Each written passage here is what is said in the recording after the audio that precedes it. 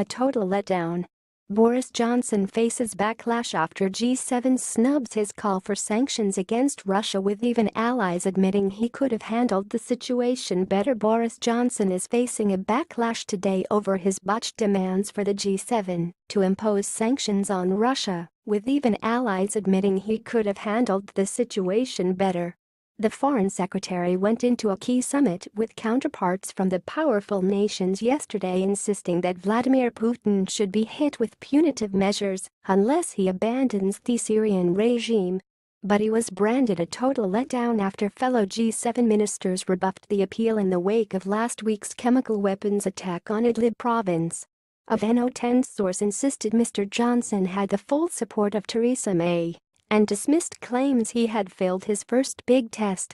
Chancellor Philip Hammond also moved to shore up his cabinet colleague this morning, saying the UK would not stop making the case for a tough line over Syria because other countries were less forward-leaning. The episode is particularly embarrassing because Mr. Johnson had cancelled a planned trip to Moscow at the weekend to concentrate on getting an agreement. It left the US-UK strategy in chaos just as America's Secretary of State Rex Tillerson arrived in Moscow for direct talks.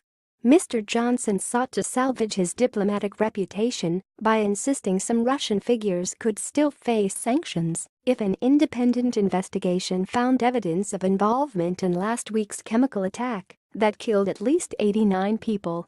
But the senior Tories and diplomats questioned his handling of the situation. Former Foreign Secretary Sir Malcolm Rifkin said he had been suspicious about whether sanctions were a good idea, and the drive had only undermined Mr. Tillerson's position because the Russians could point out the G7 was not united. What we have now got is a worse situation than we started off with, because Tillerson will now be told by the Russians when he sees Russian Foreign Minister Sergei Lavrov, "Well, you don't even have the G7 supporting you," Sir Malcolm told BBC Two's Newsnight. Referring to Mr. Johnson's reputation, he added, "In the short term, it has obviously damaged him." One government source told The Telegraph the affair had been a total letdown. Tory former Minister Alastair Burt, an ally of Mr. Johnson, said he was disappointed by the focus on Mr. Johnson, who had been trying to do an extremely difficult job. But he conceded that in the best of all possible worlds the Foreign Secretary would have sought the agreement of other G7 foreign ministers for fresh sanctions before publicly calling for them. "It wasn't possible, events have moved very quickly," he added. Mr. Hammond, speaking at a conference in London today, said Mr. Johnson had been making the case for the G7 to take the right approach. The British government position has been and will remain to lead the way on arguing for a robust approach towards Russian aggression in Syria. "We have been doing it for years and will continue doing it. We have to make that case, and we will continue making that case," he said. "Sometimes some of our partners are less forward-leaning than we are, but that won't stop us making the case for what we believe is the right approach to dealing with Russia." Mr. Johnson had wanted Mr. Putin to face threats of further isolation if he did not break his ties with Assad, depriving the dictator of his key supporter. But a joint communiqué signed yesterday by the G7, Canada, France, Germany, Italy, Japan, Britain, and America failed to mention sanctions on Russia.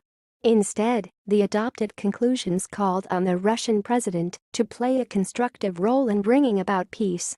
Italian Foreign Minister Angelino Alfano, who hosted the meeting at Lucca, told the closing press conference, "We must have a dialogue, and we must not push Russia into a corner. There is no consensus on new sanctions." French Foreign Minister Jean-Marc Ayrault said, "The question wasn't mentioned by anyone except Boris Johnson, but we didn't talk about it any further." Mr. Johnson claimed there was now an opportunity for Mr. Putin to reset relations with the West. "They have a big strategic choice. Do they want to stick with this guy who is poisoning his own people and poisoning the reputation of Russia?" he told Sky News. Theresa May and Mr. Trump had agreed in a telephone call on Monday night that there was a window of opportunity to persuade Mr. Putin to abandon his Syrian ally. A Foreign Office source rejected the criticism of Mr. Johnson. It was simply the right thing to do to try to push other countries to punish war criminals and murderers.